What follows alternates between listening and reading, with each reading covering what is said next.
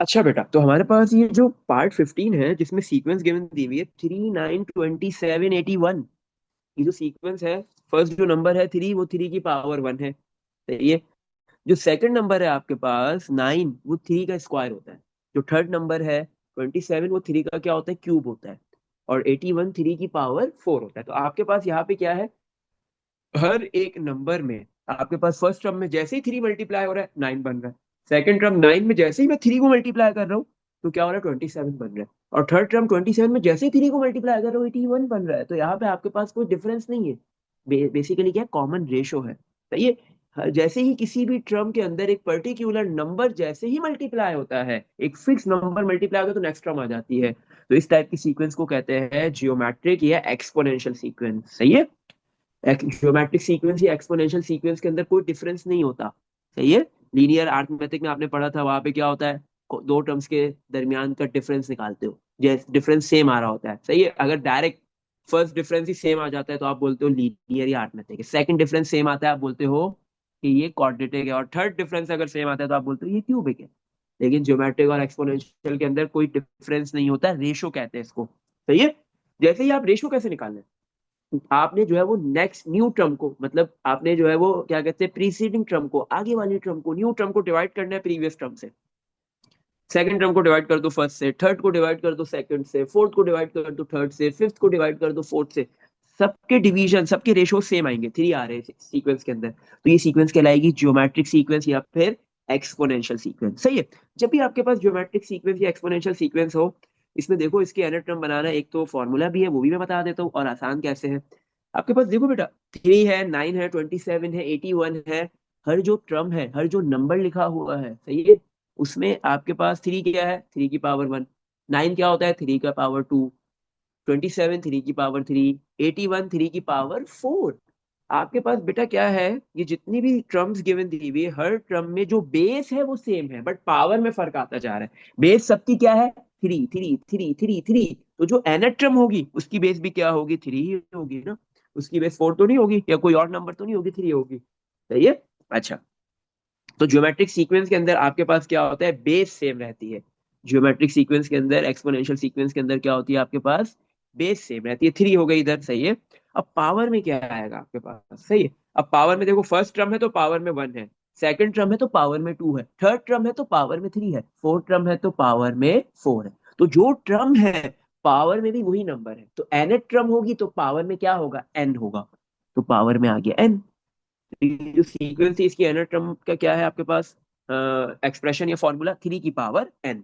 अच्छा, अगर इसको इसको स्पेसिफिक फॉर्मूला हो जाए, स्पेसिफिक फॉर्मूले की मदद से अगर आपको करना हो तो वो भी कर सकते हो। ज्योमेट्रिक या एक्सपोनेंशियल सीक्वेंस का होता है a r की पावर n - 1। सही है।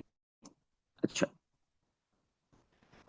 अब ये a क्या है, a बेटा आपके पास फर्स्ट टर्म है। सही है। ये जो a है ना, ये जो ये फॉर्मूले में या जो इसका स्टैंडर्ड फॉर्म है, इसमें ये जो a आ रहा है, ये a फर्स्ट टर्म है। सही। और ये आर क्या है, आर कॉमन रेशियो है जो आपने निकाला है। कॉमन रेशियो कैसे निकलेगा, सेकंड टर्म को डिवाइड कर दो फर्स्ट से, थर्ड को डिवाइड कर दो सेकंड से, दोनों से वैल्यू सेम आएंगी। ये कॉमन रेशियो कहलाता है, या रेशियो कह लो, एक ही बात है। सही है। अच्छा, अगर मैं इस फॉर्मूले की मदद से इसको करूँ तो भी आंसर सेम आएगा। यस, कैसे देखते हैं। आओ भाई, ए सीक्वेंस गिवन है, फर्स्ट टर्म क्या है, 3, तो ए की वैल्यू हो गई 3। कॉमन रेशियो कितना आ रहा था, 9/3 करो या 27/3 करो, 81/3 करो, वो भी 3 आ रहा है। सही है। तो आपके पास जो है वो 3 × आर की वैल्यू भी 3, और पावर में n - 1।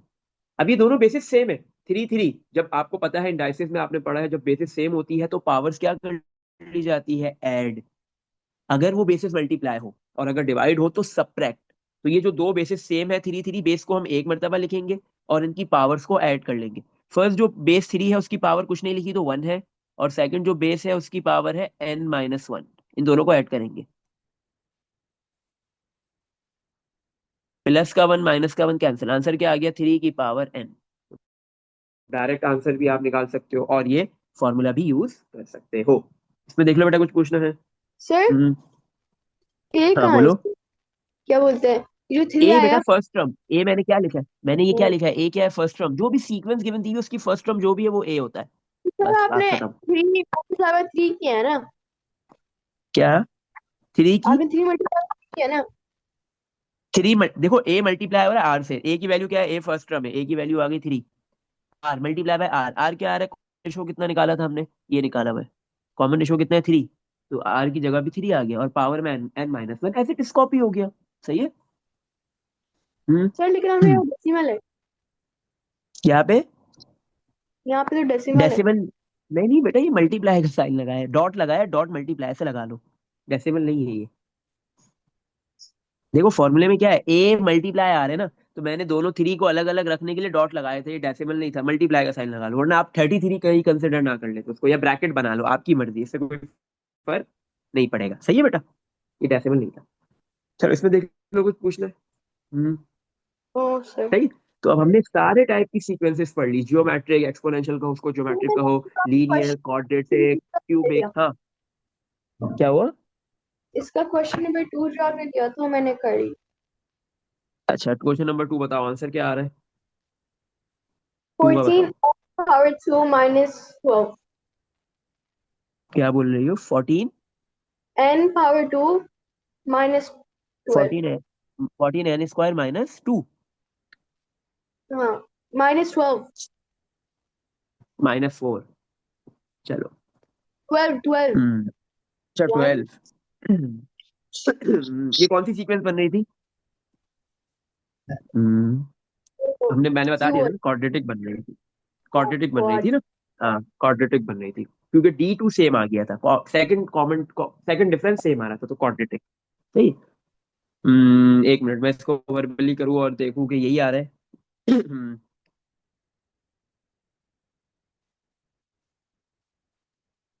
बेटा 14 n² कैसे आ गया, सवाल तो ये पैदा हो रहा है। मेरे हिसाब से तो 2 n² आएगा। देखो, आपके पास जो है वो 2a किसके बराबर होता है, D2 की फर्स्ट टर्म के 4 के बराबर है ना, तो a की वैल्यू तो इधर 2 आ रही है ना, 4/2, आंसर इज 2। ये 14 n² कैसे आ गया? सही है। सर किसकी तो n 2n power 2 plus 12 n power 2 is equal to 14 n power 2। नहीं, आप मुझे ये ना वो उसकी पिक्चर शेयर कर देना, मैं देखूंगा क्या किया है आपने इसमें। सही है, जो भी आपने वर्किंग की है ना, नहीं ये नहीं होगा बेटा, ये आपके पास जो है वो, यहाँ पे देखो मैं आपको बता देता हूँ, अगर आप अपनी वर्किंग से मैच कर लेना इसको, देखो आपके पास ये जो D2 की फर्स्ट टर्म है 4, ये 2a के बराबर होती है क्योंकि क्वाड्रेटिक है, तो a की वैल्यू तो 2 आ गई। सही है। अब आपके पास जो ये जो D1 की फर्स्ट टर्म है 6, वो किसके बराबर होगी, 3a प्लस b के। सही है। 3a की वैल्यू आपने पुट कर दी 2 plus b equal to 6, 3 × 2 6 plus क्या, उधर जाके माइनस का होगा, 6 - 6 0, बी की वैल्यू तो 0 आ रही है। सही है। और सी कैसे निकालते हो, आपको पता है, a प्लस बी प्लस सी इसके बराबर होता है, जो आपके पास ओरिजिनल सीक्वेंस है उसकी फर्स्ट टर्म के 2 के, a की वैल्यू 2 है, प्लस b की वैल्यू 0 है, plus c copy equal to 2, plus का 2 उधर जाके माइनस का 2 हो जाएगा। सही है। तो इधर आपके पास क्या हो गया, ये सी की वैल्यू भी क्या आ गई, प्लस का 2 है, इधर उधर जाके माइनस, तो 2 - 2 सी की वैल्यू भी 0 आ रही है, सी भी 0 आ रहा है यहाँ पे। सही है। C 0 A 0 सब 0, तो इसका आंसर बहुत आसान है, ए की वैल्यू है 2 n² आगे, प्लस बी 0 है तो बी एन खत्म हो गया, सी 0 है तो सी भी खत्म हो गया, तो इसका बेटा सिर्फ आंसर आ रहा है 2n²। अब ये क्यों आ रहा है, थोड़ा सा अगर गौर से अगर आप देखो, थोड़ा सा इसको देखते। सही है। 2 8 18 32 सारे इवन नंबर है, सब में से 2 कॉमन।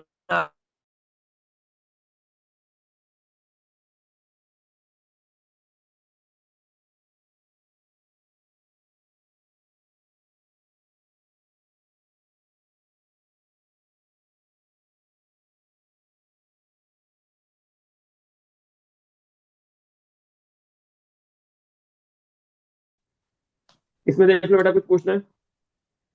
सर इसका आंसर सिर्फ 2n। यस, 2n², तो ऐसे भी आपको सोचना है, अगर आप नहीं सोच सक रहे तो अपना थोड़ा, अब ये जुपिटर आएगा ना, अगर ये आपको सीक्वेंस दी जाएगी, एक नंबर के लिए होगी, अगर आप उसमें पूरा क्वाड्रेटिक का मेथड लगा देते हो तो आपने अपना टाइम जाया किया और कुछ नहीं, आपने उस एक नंबर के सवाल को 4 नंबर के अंदर कन्वर्ट कर लिया, या 3 नंबर में, बहुत हुआ, मैक्सिमम 2 मार्क्स के लिए दे दी, इससे ज्यादा के लिए नहीं देगा, या तो क्यूबिक हो, सर सॉरी क्यूब हो, स्क्वायर हो। हाँ, टू एन तो स्क्वायर। आपको सोचना है। हाँ, बिल्कुल। सही है। ये चीज समझ में आ गई बेटा? हम्म, सर मुझे ये नहीं समझ चलो। आया आपने वर्बल कैसे किया? मैंने आपने मेंटली कैसे किया? मेंटली कैसे किया, मैंने ये देखा कि 2, 8, 18, 32 ये सारे इवन नंबर्स है। पहला ही नंबर 2 है, अगला नंबर पहले 8 आ जाए, 10 आ रहा है। लेकिन अब जैसे ही मैंने बोला यार मैं अगर इसमें से 2 ने कॉमन लेता हूँ, क्योंकि सारे इवन नंबर है ना, और इवन नंबर में से ऑलवेज 2 कॉमन आ जाता है। जैसे ही मैंने 2 कॉमन लिया, हो सकता था कि मैं 2 कॉमन लेने के बाद ये 1, 4, 9, 16 नहीं बनता। मैंने ये सोचा सिर्फ कि ये सारे इवन नंबर से 2 कॉमन लेते, शायद ये जो है वो आपके पास कोई क्वाड्रेटिक सीक्वेंस बन जाए या कोई क्यूबिक बन जाए, ऐसा कुछ हो जाए। सॉरी, क्वाड्रेटिक नहीं, मतलब स्क्वायर बन जाए या क्यूब बन जाए। जैसे ही मैंने 2 कॉमन लिया तो 2 में से 2 कॉमन किया, 1 बच गया। 8 में से 2 गया, 4 बच गया। 18 में से 2 गया, 9 बच गया। 16 में से 2 गया, 16 बच रहा है। तो ये तो भाई, ये तो मजे की बात, मजेदार चीज हो गई। काम तो आसान हो गया। 1, 4, 9, 6 स्क्वायर सीक्वेंस की यूनिट टर्म एन स्क्वायर होती है, और 2 जो कॉमन है वो एन स्क्वायर के साथ मल्टीप्लाई हो जाएगा। क्यों? क्योंकि जब 2 कॉमन आया है तो जो न्यू सीक्वेंस बनी है वो उसके साथ 2 क्या हो रहा है, मल्टीप्लाई है। सही है। तो आपने कैसे सोचा कि 2 कॉमन आएगा? क्योंकि सारी सीक्वेंसेस क्या थी आपके पास, इवन। सॉरी सॉरी, मतलब सारे जो टर्म्स थी, सारे जो नंबर थे वो इवन थे। अगर कोई एक आध इवन नहीं होता तो फिर आप ये काम नहीं कर सकते थे। सही है। हम्म। जैसे 11 में ऐसा नहीं हुआ, 2, 9, 2 के बाद 9 आ रहा है। 9 इवन नहीं है, 2 इवन है। सही है, तो ये चीज है। हम्म। इसमें देख लो बेटा, कुछ पूछना है?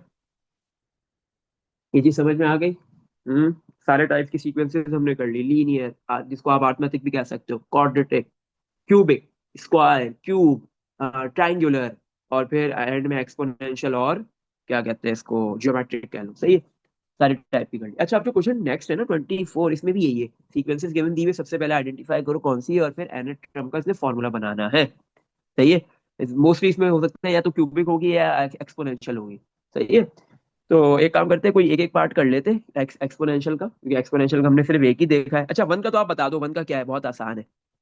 इसका जो पार्ट वन सर है वो वो बता होता दो। है n पावर 2, एन की क्या हुआ, एन की power? n power 3, power 3, power 3, yes, n power 3। Cubic है ये तो, ये आपका क्यूब है, बिल्कुल सही है। तो ये आपने कैसे आइडेंटिफाई किया, आपको क्यूब याद थे? सही है। दूसरे का है n पावर 2। N power 2। अच्छा, आपने एन पावर 2 नहीं, फर्स्ट टर्म क्या है, वन थोड़ी है। यहाँ पे वही देखो, हर नंबर क्या है, हर जो नंबर है, हर टर्म क्या है, इवन नंबर है। कुछ कॉमन आ रहा है, कॉमन लेते हैं। 2, फिर क्या बचेगा, 1, 2, 4। सही है। हम्म। सही है। ये देखो, हाँ, ये वाला करते हैं। 2, 4, 8, 16 एंड सो ऑन। सर इसके 3 दो का तरीके, आंसर ये कौन सी बन रही है, n पहले पावर पहले मुझे ये 2 है। आइडेंटिफाई, मुझे एक बात बताओ, आइडेंटिफाई करके बताओ ये बन कौन सी रही है, क्या लग रहा है? 2 का टेबल। 2 का टेबल है। जब भी कोई टेबल चल रहा हो, जैसे अभी हमने एक किया था 15, 3 का टेबल चल रहा था। सॉरी, 3 का टेबल नहीं चल रहा था। आपके पास 3 की पावर बढ़ती, 2 का जो टेबल होता है ना, मजे की बात क्या है, 2 का टेबल नहीं है बेटा, ये क्या हो गया, 2 के टेबल में 4 के बाद 6 आता है। 2 का टेबल नहीं है। वहाँ थोड़ा सा सर सोचो। इवन। हम इवन नंबर्स तो है, सही है। लेकिन अभी हमने किया था, क्या कहते हैं, ऊपर ऊपर ही हमने किया है। 3 को 3 से मल्टीप्लाई किया, 9। फिर 9 3 से मल्टीप्लाई हुआ, 27। जियोमेट्रिक बन रही थी, यहाँ पे भी यही है। टू, टू की पावर, टू क्या होता है, 2 की पावर 1। 4 क्या होता है, 2 की पावर 2। 8 क्या है, 2 का क्यूब।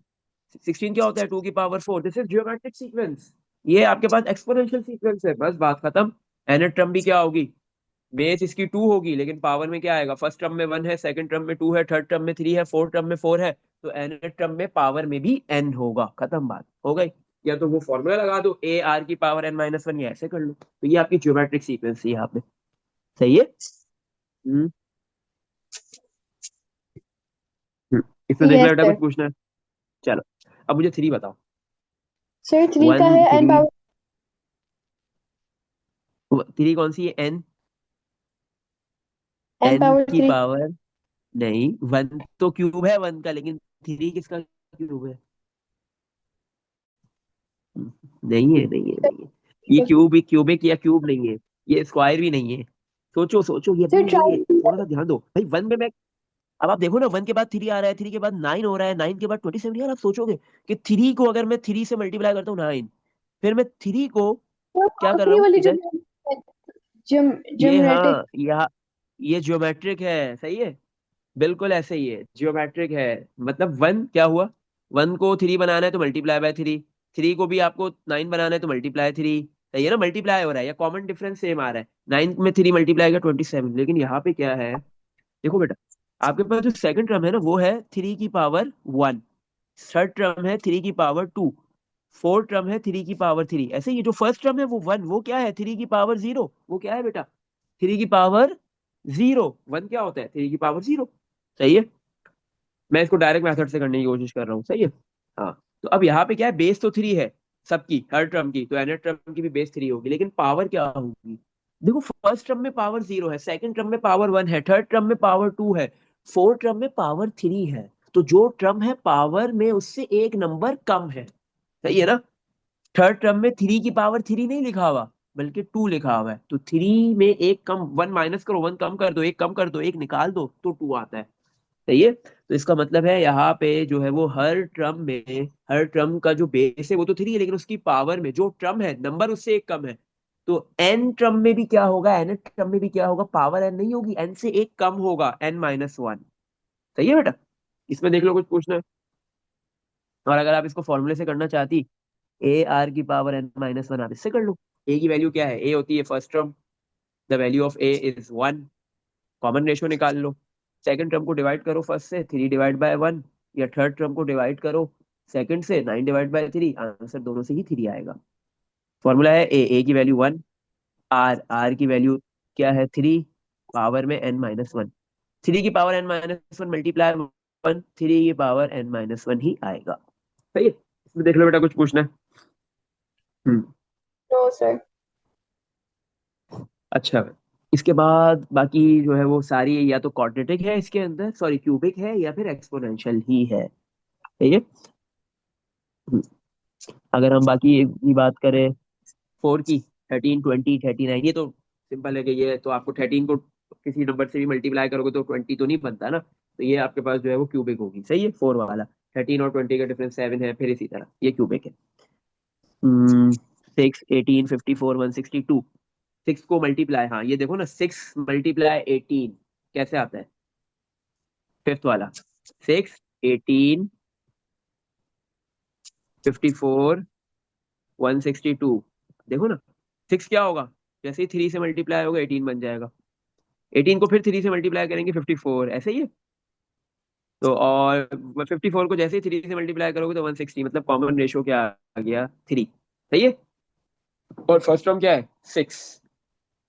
सही, तो वही है, ये ज्योमेट्रिक सीक्वेंस है, ये आपके पास जो है वो एक्सपोनेंशियल सीक्वेंस है। ए भी निकाल लिया, फर्स्ट टर्म 6 है, और कॉमन रेशियो कितना है, 3 है, तो ए आर की पावर n-1, तो ए की वैल्यू क्या आ गई 3, मल्टीप्लाई, ए की वैल्यू आ गई 3, मल्टीप्लाई आर, सॉरी ए की वैल्यू 3 का, ए की वैल्यू 6, मल्टीप्लाई आर की वैल्यू 3, पावर में n-1। अच्छा, अब यहाँ पे ना बेटा 6 3 से मल्टीप्लाई नहीं हो सकता, उसका रीजन क्या है, ये मिस्टेक नहीं कर देना।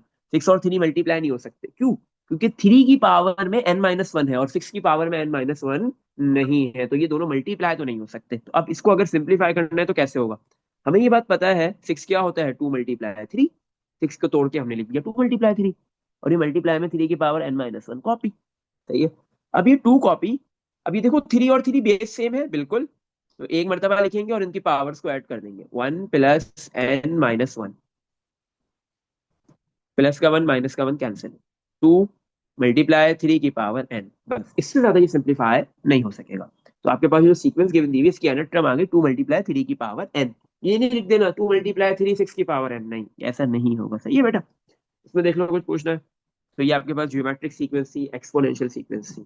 सही है, ज्योमेट्रिक एक्सपोनेंशियल का जो कॉन्सेप्ट है और जो क्यूबिक का है वो आईजीसीएसई के अंदर है, ओ लेवल्स में नहीं है, तो बेटा आपको फोकस करना है इसके ऊपर। सही है। अच्छा बेटा, अब इसी तरह बाकी जो है वो अगर हम बात करें, -4, 3, 20, 259, ये क्यूबिक है। 7, 9, 11, 15, 23, या तो ये क्वाड्रेटिक है या फिर ये क्यूबिक है। सही है, ये एक्सपोनेंशियल तो नहीं है। 30 डिवाइड बाय 10 3 आता है, 10 नहीं, ये भी आपके पास जो क्यूबिक है, 8 वाली भी। और जो, अच्छा जो नाइन्थ है बेटा, अगर एक चीज याद रखो, आपके पास जब भी जियोमेट्रिक सीक्वेंस होगी ना, आपके पास, या एक्सपोनेंशियल सीक्वेंस होगी, एक ही बात है, दोनों एक ही चीज है, नाम अलग अलग है, तो बेटा उसकी कोई भी टर्म जीरो नहीं हो सकती। सही है। ज्योमेट्रिक एक्सपोनेंशियल सीक्वेंस की एक अच्छी बात यह है, उसकी एक, आप ये कह सकते हो कि उसका एक एडवांटेज है कि उसकी कोई भी टर्म, फर्स्ट हो या सेकंड हो, कोई भी टर्म जीरो नहीं आ सकती। सही है, ये चीज का ख्याल रखना। तो अगर नाइन्थ के अंदर फर्स्ट टर्म जीरो है तो इसका मतलब ये भी क्यूबिक या क्वाड्रेटिक होगी, ये आपके पास जो है वो, ये क्यूबिक है वैसे। सही है, तो ये आपके पास वो तो नहीं है, हाँ क्या कहते हैं, ज्योमेट्रिक नहीं है। 3, 12, 35, 80। चलो एक ये वाला करते हैं, 10 वाला, ये क्यूबिक होगा। सही है,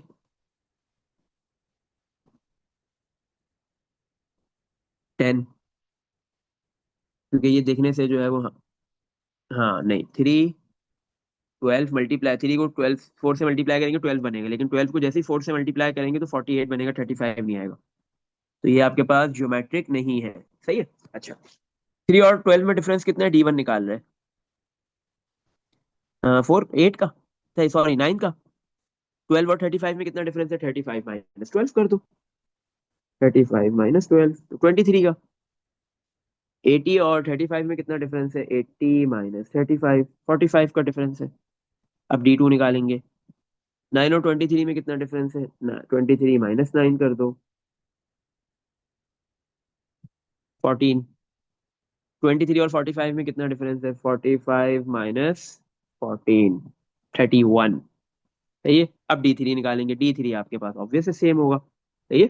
अच्छा, 31 - 14 कर दो, D3 तक जा रहे हैं, 17 का डिफरेंस आ रहा है। हम्म, 17। अच्छा, D3 तक जा रहे हैं, इसका मतलब क्यूबिक सीक्वेंस है। सही है। तो क्यूबिक सीक्वेंस में आपके पास जो D3 की जो फर्स्ट टर्म होती है वो 6a। तो ये किसके बराबर है, 17 के।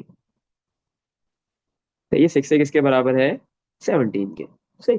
अच्छा, तो a की वैल्यू यहाँ से कितनी आ रही है आपके पास, a की वैल्यू आ गई आपके पास, एक मिनट, 45 -23 किया तो 22 आता है। मैंने, अच्छा ये 31 मैंने कैसे लिख दिया, ये तो मैं देख रहा हूँ। ये 17 नहीं होगा, एक मिनट, फिर से रीचेक कर लेते हैं। 9 का डिफरेंस है 3 और 12 में, सही है। 35 और 12 में 23 का, सही है। 45 में, 9 और 23 में कितना डिफरेंस है आपके पास, 14 में अगर 9 ऐड करूँ तो 23 बन जाएगा, और 45 में 22, यस सही है। थर्ड डिफरेंस कितना है, हाँ, 22 - 14 इज 8, 8 का डिफरेंस आ रहा है, हाँ, 8। सही है। अच्छा, तो आपके पास 6a किसके बराबर है, 8 के। तो a की वैल्यू क्या आ गई, 8/6, और 8/6 क्या होता है आपके पास, 4/3। सही है। चलो, अब आपके पास जो नेक्स्ट है, b। अब b कैसे निकालते हैं, आपको पता है b कैसे निकलता है, a = 8/6, और ये 4/3 आ गया। अब हम b निकालेंगे। b कैसे निकलेगा, आपको ये चीज पता है कि b कैसे निकलता है, 7, 6 आपके पास फर्स्ट D3 के फर्स्ट टर्म के बराबर होता है। और b कैसे निकलता है, b में आपके पास जो है वो 12a + 2b, 12a 12a + 2b किसके इक्वल है, D2 की फर्स्ट टर्म के, 14 के। सही है। तो 12a की वैल्यू क्या है, 4/3 +2b = 14। सही है। तो 12 और ये 3 कैंसिल हो जाएगा, 12/3 करेंगे अगर हम, तो सिंपली क्या हो जाएगा आपके पास, 4, 12/3 4। सही है। या सिंपली आप ऐसे भी कर सकते हो, 12 × 4 कर दो, 48 हो जाएगा, 48 को फिर /3 कर दो, सिंपलीफाई करना है। सही है ना। तो आपके पास जो है वो 48/3, तो 16 आ गया, 16 +2b = 14। तो b = प्लस का 16 है, दूसरी साइड पे जाके माइनस का 16 हो गया, और 2b। तो b = 14 - 16 -2, 2 मल्टीप्लाई और इधर आके डिवाइड, b की वैल्यू आ गई -1। सही है। a भी आ गया, b भी आ गया। अब c निकालते हैं। c कैसे निकलता है, आपको पता है कि c में क्या होता है, 7a + 3b, 7a + 3b + c किसके बराबर होता है, D1 के फर्स्ट टर्म के, 9 के। सही है। 7a की वैल्यू कितनी है, 4/3 + b3, b की वैल्यू कितनी है आपके पास, -1, प्लस सी इक्वल टू 9। अच्छा, तो 7 × 4, 7 × 4 28 होता है, 28 डिवाइड बाय 3। सही है, डिवाइड होगा नहीं है, डेसिमल में लिखने की जरूरत नहीं, फ्रैक्शन में छोड़ सकते हो आंसर, डेसिमल में लिखने से कोई फर्क नहीं पड़ेगा। प्लस माइनस माइनस, 3 × 1 3, तो 28/3 -3 हो गया, तो 19/3 आ गया। ये प्लस का है, 19/3 दूसरी साइड पे जाके माइनस हो जाएगा, सी बराबर हो गया 9 - 19/3।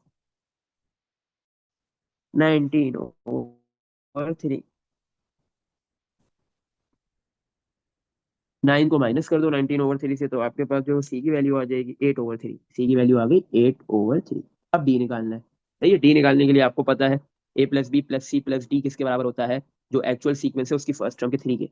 ए की वैल्यू है 4/3, प्लस बी की वैल्यू है -1, प्लस सी की वैल्यू है 8/3, और प्लस डी।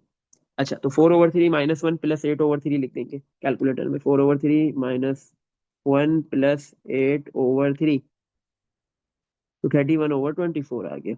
और ये प्लस की वैल्यू है, 3 के पास जाके माइनस हो जाएगा, 3 - 31/24 करोगे तो 41/24 आंसर आ गया, वैल्यू आ गई 41/24, डी की वैल्यू आ गई। सही है, ये सारी वैल्यूज आ गई है। अब आपने इजीली पुट करना है किसमें,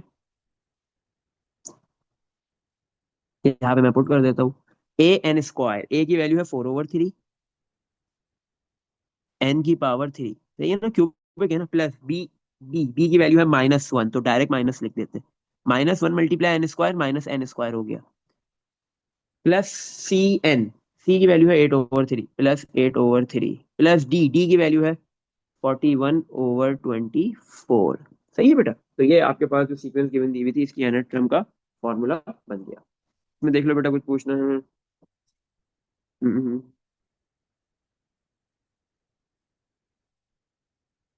सही है, चलो अब हम क्वेश्चन नंबर 3 पे मूव करते हैं, इसके बाकी सारे पार्ट्स आपने करने हैं, बिल्कुल ऐसे ही होंगे। सही।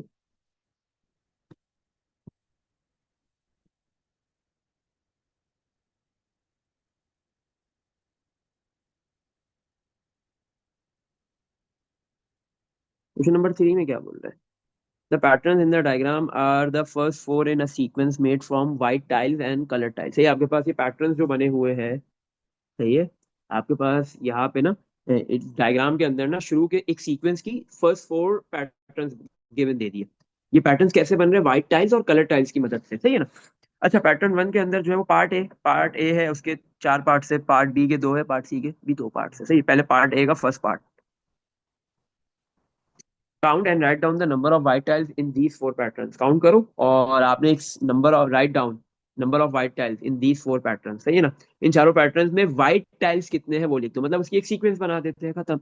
फर्स्ट पैटर्न में व्हाइट टाइल है 1, सेकंड में है 4, थर्ड में कितने हैं 9, और फिर फोर्थ में कितने हैं 16। भाई ये सीक्वेंस बन गई, and so on. What type of number you have written down in your sequence for the white tiles? What type of numbers you have written down in your sequence for the white tiles? अब आपसे पूछ रहा है यहाँ पे कि आपने जो है वो ये पार्ट 2, आपने ये जो व्हाइट टाइल्स की जो सीक्वेंस बनाई है, इसमें आपने कौन से टाइप के नंबर्स लिखे हैं। 1 किसका स्क्वायर है 1 का, 4 किसका स्क्वायर है 2 का, 9 किसका स्क्वायर है 3 का, 16 किसका स्क्वायर होता है 4 का। तो बेटा ये सारे स्क्वायर नंबर्स है, तो हम क्या लिख देंगे आंसर में, हमने कौन से टाइप के नंबर्स लिखे हैं, स्क्वायर नंबर्स है ये। तो ये इसने आपसे पूछा है, चलो भाई ये भी हो गया। Part number third, part third में क्या बोल रहा है, how many white tiles are there in pattern 9। अगर पैटर्न 9 होता तो उसमें कितने व्हाइट टाइल्स होते, सिंपल। आप बोलोगे कि फर्स्ट जो पैटर्न है उसमें 1 का स्क्वायर है, सेकंड पैटर्न में 2 का स्क्वायर है, थर्ड पैटर्न में 3 का स्क्वायर है, फोर्थ पैटर्न में 4 का स्क्वायर है।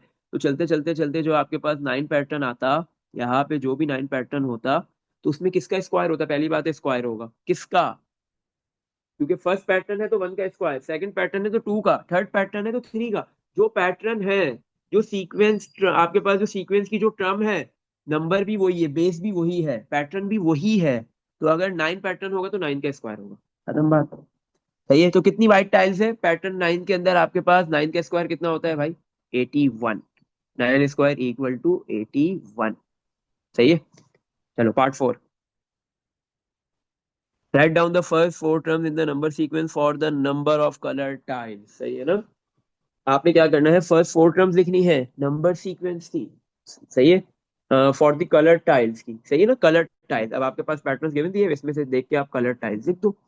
फर्स्ट पैटर्न के अंदर बेटा आपके पास जो है वो कितनी कलर टाइल्स है, 4 है। सेकंड पैटर्न में कितनी है, 2 4 6 8।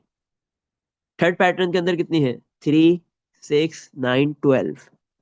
फोर्थ पैटर्न के अंदर कितनी है, 4 6 8, नहीं 4 8 12 16, सही है। तो ये पार्ट 4 भी कर दिया आपने। ये सारे एक एक नंबर के पार्ट थे, सही है। अच्छा, पार्ट ए के चारों पार्ट्स हो गए, अब चलते पार्ट बी पे। पार्ट बी में आ जाओ। फर्स्ट पार्ट, पार्ट बी का। Right down the first four pattern in the number sequence. अच्छा ये हम, नहीं नहीं नहीं, एक मिनट, ये हमने पार्ट 4 मतलब पार्ट बी का पार्ट 1 कर दिया था। पार्ट ए का पार्ट 4 क्या है, in which pattern are there exactly double 25 white tiles. ऐसा कौन सा पैटर्न होगा जिसमें 225 वाइट टाइल्स होंगी। बताओ। आपके पास बेटा अगर 9 पैटर्न है तो वो 9 का स्क्वायर है। 225 किस नंबर का स्क्वायर होता है, 225 किस नंबर का स्क्वायर होता है, बताओ। किसका होता है, याद होना चाहिए था। हम्म इसका होता है 15 का। 15 का स्क्वायर क्या होता है, 225, सही है। तो इसका मतलब आपके पास एक ऐसा पैटर्न जिसमें 225 वाइट टाइल्स है, तो वो कौन सा पैटर्न होगा, 15 पैटर्न। 15th पैटर्न होगा, सही है, 15वां पैटर्न है वो, सही। चलो पार्ट बी। पार्ट बी का फर्स्ट पार्ट हमने ऑलरेडी कर लिया था कि फर्स्ट पैटर्न के अंदर कितनी कलर टाइल्स थी, 4, सेकंड में 8, थर्ड में 12, और फोर्थ पैटर्न के अंदर 16 कलर टाइल्स थी, सही है। अब इसका पार्ट भी करते हैं। Work out the number of colour tiles in pattern 10। Pattern 10 के अंदर कितनी कलर टाइल्स होंगी, तो इसका एक एनाटॉम का फॉर्मूला बना लेते हैं। तो पैटर्न 10 के अंदर कितनी होंगी वो इजीली निकाल लेते हैं, सही है। अच्छा, तो अब हमारे पास ये जो सीक्वेंस है, ये किस में है हम चेक करेंगे। 4 और 8 में कितना डिफरेंस है, 4 का।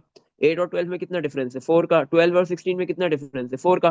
तो मतलब फर्स्ट डिफरेंस ही सेम आ रहा है, तो हम कहेंगे ये लीनियर सीक्वेंस है। कौन से टाइप की सीक्वेंस है, लीनियर। लीनियर या अरिथमेटिक एक ही बात होती है, सही है। तो लीनियर सीक्वेंस है और इसका जो डिफरेंस है वो बी होता है, बी की वैल्यू 4। अब इसकी एनाटॉम का एक हम एक्सप्रेशन बना लेते हैं, बी एन प्लस सी, सही है। तो बी की वैल्यू है 4। ये बी एन प्लस सी किसके बराबर होता है, फर्स्ट टर्म के। बी बी की वैल्यू हमने 4 पुट की, एन की जगह पे 1 प्लस बी एन की जगह, सही है।